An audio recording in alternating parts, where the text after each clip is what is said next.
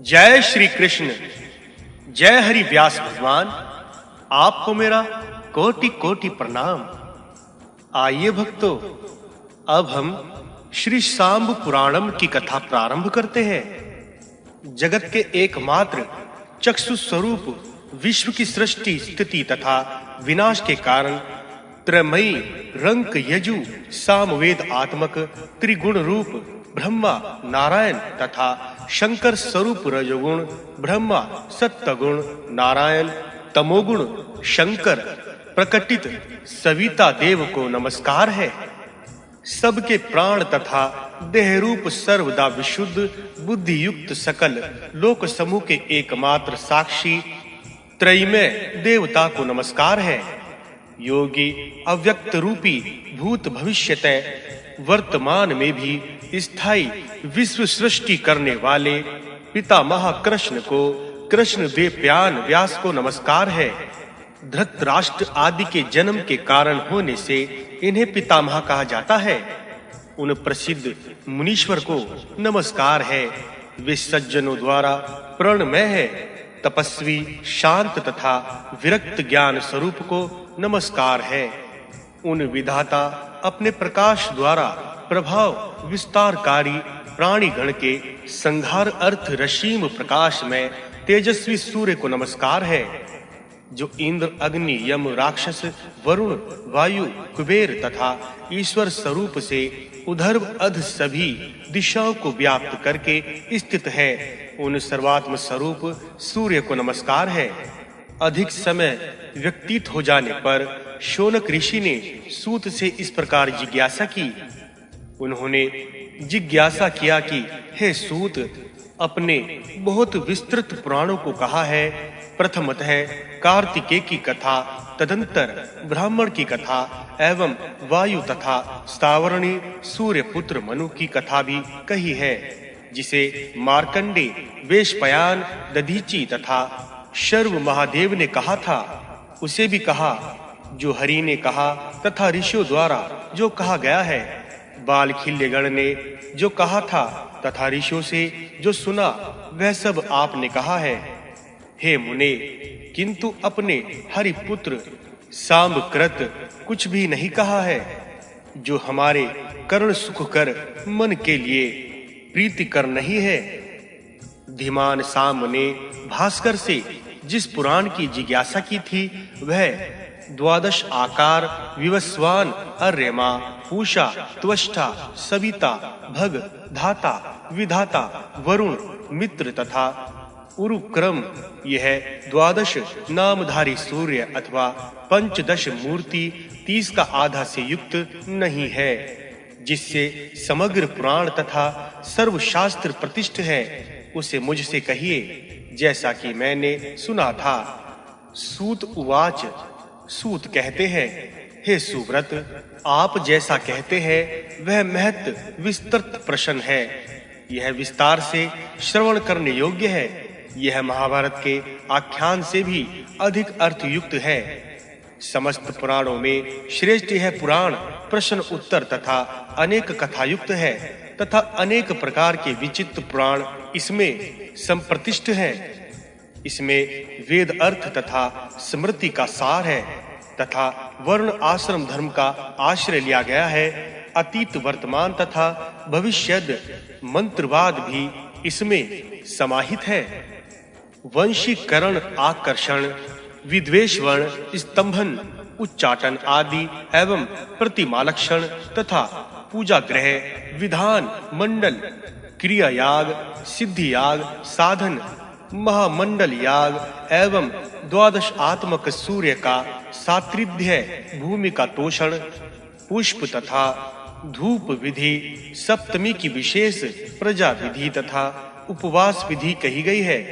प्रोषण अर्थात मंत्रों से शुद्ध किया गया मांस आदि तथा दान का फल भी कहा गया है।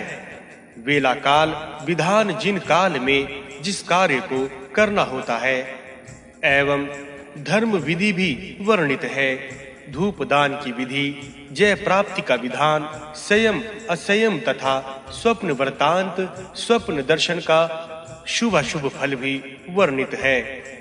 प्रायश्चित विधान, आचार्य लक्षण, सकल शिष्य दीक्षा तथा किसके लिए कौन सा मंत्र उपयोगी है, इसका निश्चय किया गया है।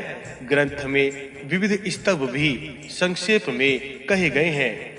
यथा यश रूप से भी नाना विधि से विषय का सत्रिवेश किया गया है। ऐसा यह सांब पुराण है।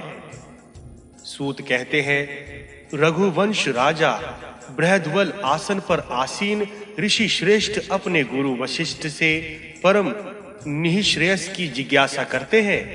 हे भगवान, सनातन परब्रह्म की बात सुनने की इच्छा करता हूँ। जहाँ जाने पर मनीषीगण पुनः जन्म ग्रहण नहीं करते।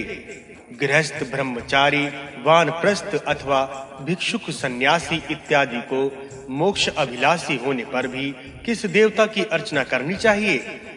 मोक्ष चाहने वालों का स्थिर स्वर्ग कहाँ है? परम मंगल कहाँ है? स्वर्ग जाने हेतु क्या करना चाहिए जिससे कि वहां से पतन ना हो? देवताओं का कौन देव है? पितृगणों का कौन पिता है जिससे पर श्रेष्ठ कोई नहीं है?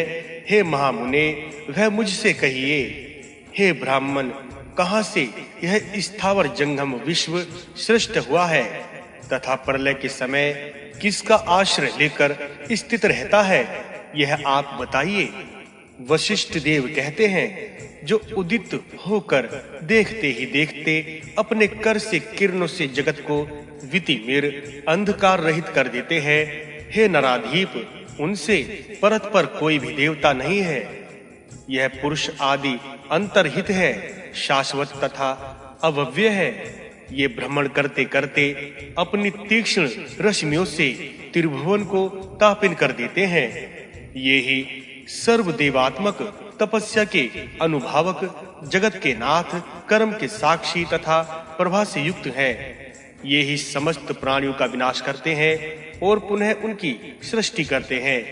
अकेले प्रकाशित होते हैं तथा ताप देते हैं, रश्मियों द्वारा आकर्षित करते हैं। यही धारणा करता तथा सृष्टि करता है। समस्त प्राणियों के आदि तथा सभी के उत्पादक है। इनका कोई क्षय नहीं है। ये नित्य अक्षय अवनीश्वर मंडल में अवस्थित है। ये ही पितृगण के पिता एवं देवों के भी देवता हैं। ये ध्रुव स्थित स्थान में अवस्थान करते हैं, उससे इनकी विच्युति नहीं होती। सृष्टि काल में समस्त जगत आदित्य से ही उत्पन्न होता है और प्रलय में यह दीप्त तेजा आदित्य में ही प्रवेश कर जाता है। अंत काल में योगी गण तथा सांख्य गण पुरातन तथा देह का त्याग करके साम्यक शुद्ध होकर इस तेजो राशि दिवाकर में ही प्रविष्ट हो जाते हैं। जैसे पक्षी गण शाखा का सहारा लेकर निवास करते हैं, उसी प्रकार इस सूर्य रश्मिम रूपी शाखा का अवलंबन लेकर सिद्ध मुनि गण देवताओं के साथ वास करते हैं। गृहस्थ, जनक आदि जो योग धर्म आश्रित राजा गण, बालखिल्य आदि मुनिगण, ऋषिगण, ब्रह्मचारी गण, वानप्रस्थावलंबी गण, वर्ण श्रेष्ठ ब्राह्मण गण, पंचशिख मुनिगण तथा सन्यासी गण सभी का योग का अवलंबन लेकर सूर्य मंडल में ही प्रविष्ट होते हैं। विशेष पंचशीख कपिल के शिष्य आसुरी तथा उनकी पत्नी कपिला ने एक बालक को तत्व ज्ञान उपदेश दिया था। यही बालक पंचशीख कहलाया। इसने 22 सूत्र आत्मक तत्वमास ग्रंथ से षष्ठी तंत्र का प्रणयन किया था। व्यास पुत्र शुकदेव ने योग धर्म का अवलंबन करके सूर्य किरण का पान करते हुए अपुनर्भ, जिससे पुनर्आगमन ना हो, ऐसा मोक्ष प्राप्त किया था। ब्रह्मा, विष्णु, शिव आदि देवताओं को केवल श्रुति में शब्दों में सुना जाता है, देखा नहीं जा सकता। सुना गया है, किंतु सूर्य तो प्रत्यक्ष रूपेण अंधकार के नाशक परम देवता है। इसलिए शुभ चाहने वाले लोगों के लिए अनंत भक्ति करनी उचित नहीं है। जिन्हें प्रत्यक्ष नहीं देखा जा सकता, उन ब्रह्म आदि देवगण की अप्रत्यक्ष में अनिश्चयता विद्यमान है। अतएव हे